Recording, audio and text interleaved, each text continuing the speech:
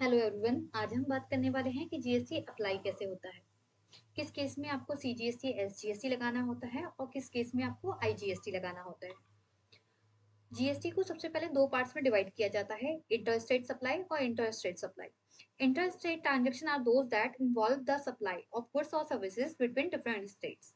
अगर आपके सप्लाई में डिफरेंट स्टेट्स का यूज हुआ है, जैसे कि अगर आपने एक स्टेट से किसी दूसरे स्टेट में सप्लाई की है, तब आपके केस में इंटर स्टेट सप्लाई एप्लीकेबल होता है।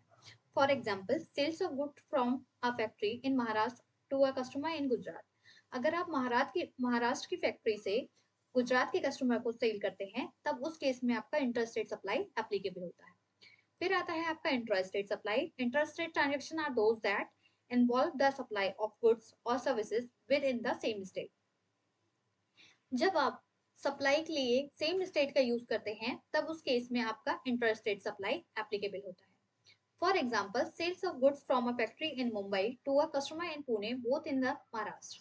अगर आप मुंबई से पुणे के कस्टमर को सेल कर रहे हैं, तब आप उस केस में आपका इंटर स्टेट सप्लाई एप्लीकेबल होगा, क्योंकि दोनों का स्टेट सेम है, महाराष्ट्र। अब बात करते हैं इस पे टैक्स कैसे लगता है।